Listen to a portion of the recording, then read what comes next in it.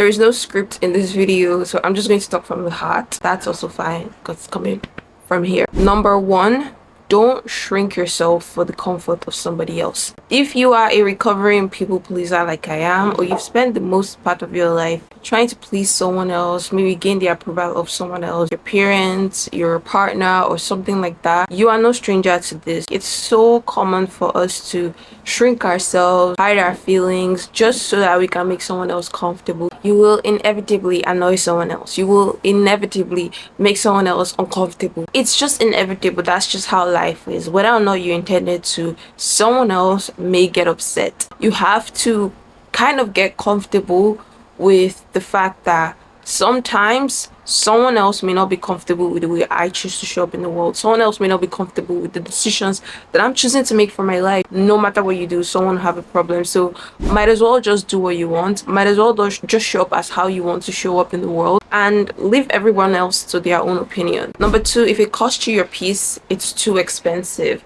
Honestly, I think peace and the way I feel deeply about something has been one of the biggest compass in my life when it comes to making decisions. There have been opportunities that seem like this golden opportunity for me. Pretty much looked like everything that I wanted it to be, but there was just something in me that did not feel at peace accepting that opportunity. I don't know, just like a gut feeling in me that was just like, something is a little bit off. This looks exactly like what I want. This looks exactly like the opportunity that I've been trying to get. Like this feels like a dream come true. Like, why don't I feel peace? Also, I want to say you need to know yourself well enough. You need to be close enough with yourself and with your word, the word of God, in order for you to discern whether or not you're feeling that way because you self-sabotage, which is another different topic on its own, or because it's just like something in you that is warning you about that opportunity and internally it just feels off. If I don't feel peace, I know it's not from God. If that job costs you your peace, it's too expensive. Whatever it is in your life that is costing your peace, it's too expensive. The way you talk to yourself is everything. I am one of my biggest critics. I will make some dumb, silly, stupid mistake and I'll be like, oh my God, you're so stupid. Oh my God, you're such an idiot. It's so easy for me to curse myself. It's so easy for me to put myself down when I make a simple mistake that anyone could have made. It's not a mistake that is unique to me. Mistakes happen. That's why they're called mistakes. You didn't want it to happen. You didn't intend for it to happen. And sometimes mistakes don't even show up as mistakes in your life until much later. For example, you decided to move to a different city, or you decided to like take a job or quit your job or something like that, and you don't realize that it's a mistake on your path until later down the line. You're like, oh my God, I think I made a mistake here. Oh my God, I think I shouldn't have done this. Oh my God, I wish I had taken this opportunity. I wish I hadn't like chosen to be with this person or whatever. It doesn't matter what mistake you've made, your life will still go on. Instead of just beating yourself up about it and feeling bad about it, why not talk yourself into moving forward? Just seeing the good side of it, or seeing a way forward, or seeing a way out of it. You might be a girl or guy who maybe came from a family where you were easily talked down. Your parents probably focused on everything you did wrong. They made sure that you felt very bad over the smallest things, over the smallest mistakes. They punished you for like the smallest things that happened. So the little things that you did, or little achievements in your life, kind of went unnoticed, and only like the mistakes that you made were, you know, over exaggerated. So you just learn from your parents, or you learn from how you grew up to talk down on yourself, to beat yourself about the little things, to never celebrate your wins, to never encourage yourself, and to just make yourself feel like the worst person you could be with. I know what that feels like. So I just want to talk to that person, that girl, that guy. If you feel like that because of the way you were raised, I want to encourage you to go on a personal healing journey with God. Find out what God says about you. Find out how God talks about you. It will change the way you see yourself. Maybe not like that, but it would put you down on a journey or down a path where you will start to see yourself as beautiful. You start to see yourself as smart. You start to notice the things that you do right over the things that you do wrong. Take yourself on a personal journey where you learn to love yourself. A child that comes from a traumatic home and a child that grew up in a home where like there's just so much love, they see the world completely different, two different lenses. It affects the jobs you take, the way you feel about yourself, it affects your confidence, it even affects the way you choose partners. Like it affects so much of your life and you don't even know it. Go on a personal healing journey to figure that out for yourself, and I hope it helps. Taking care of yourself is productive. If you have good health and you have money, it's different from having poor health and money. Like it's such different experience. Your health is such a big part of your quality of life. It's crazy how much we consume these days. We are basically amusing ourselves to death. It's literally crazy. And the worst part is most of the things that we consume, they're not even good for us. Most of the things that we consume are poor entertainment, pranks, and all these things, and it doesn't improve your life in any way. Honestly, take care of yourself. Take care of how the things you consume, both in your mind, in your body. Even if it's like a self-care day, you want to do a sheet mask, all of that, you want to go for a spa, girl, do it. Girl, do it. I know you were thinking about it, so do it. There are different ways to take care of yourself. You can take care of yourself in your mind, your body,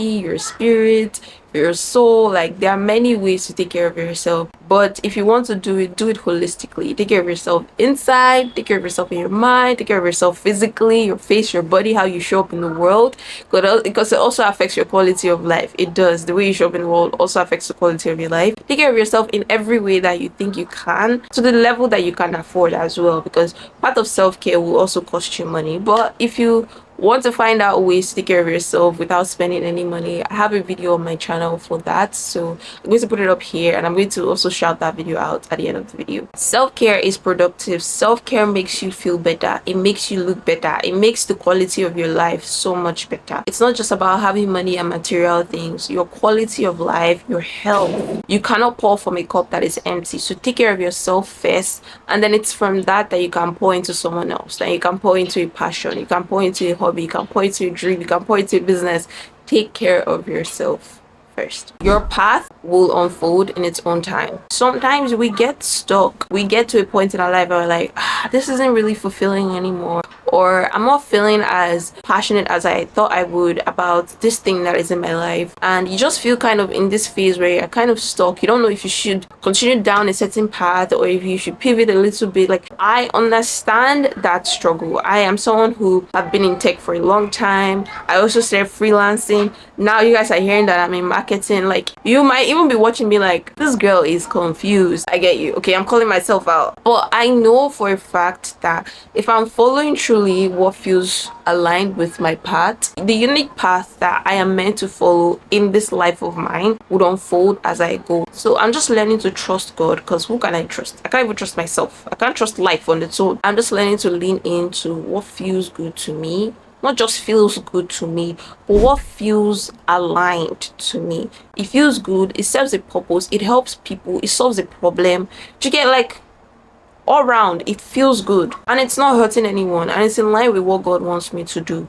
I am just following that and I'm living my life. And I know sometimes it might feel a little bit stuck, or it might feel like you don't even know what you're doing, but just learn to trust. Learn to trust as you go through life. Somebody broke up with you, you're probably not meant to be with that person. You didn't get that job, God probably has something better for you. Somebody just treated you in a very poor manner and you didn't deserve it. That's fine. That person will live your life. There are so many more people out there that will see your value and will treat you the way you're supposed to be treated. They will treat you like you actually have value in their life, and they are so happy to have you in their life. Learning to let go sometimes and trust, even when you're not sure. Learn to trust your path would unfold as you go. The very last one is something that is very personal to me. You need to learn to release to heal. I don't know about you, but sometimes I can think about silly mistakes I made in primary school that I am still cringing about to this day. It's insane. I am an adult and I still cringe over things that I'm like, mistakes that I made or embarrassing moments from primary school. It's so crazy how much of our present life is lived in the past. We carry so much of the past with us. Who we are is a result of the experiences we've had in the past. It's natural to carry things from the past, like especially bad moments or traumatic moments. Your body remembers it. Your body can remember things. Your body feels a certain way when you're triggered again. Your body feels a certain way when you get reminded of certain things again. And I understand how traumatic that feeling can be, and it honestly can ruin your life if you still carry those things with you. I just want to encourage you to release, to heal. Sometimes look at the mistakes you made and you're like, well, she was a funny girl, and just move on. Like, look at some of the mistakes you made and you're like, you know what, I was very naive, but you will not fool me twice. I've learned and I'm moving on. Stop holding yourself back from experiencing your life in its fullest because of some dumb stuff that happened in the past, because of how someone betrayed you, because of some embarrassing moment that you feel like everybody still remembers. All right, that's everything for today's video. If you guys enjoyed today's video, you'll be seeing a lot of videos from me this month, so make sure that you like and you subscribe. Like I said, self-care is productive, so if you want to find out more ways to take care of yourself without spending any money, I'll leave a video up here for you guys. I've been vlogging about my work life, so if you're interested in some vlogs, make sure that you check it out as well. If you're serious about changing your life, improving your life every single day with little steps, little habits, make sure that you subscribe to the channel. I hope I see you in my next video. All right, with that, bye. I'll see you guys soon.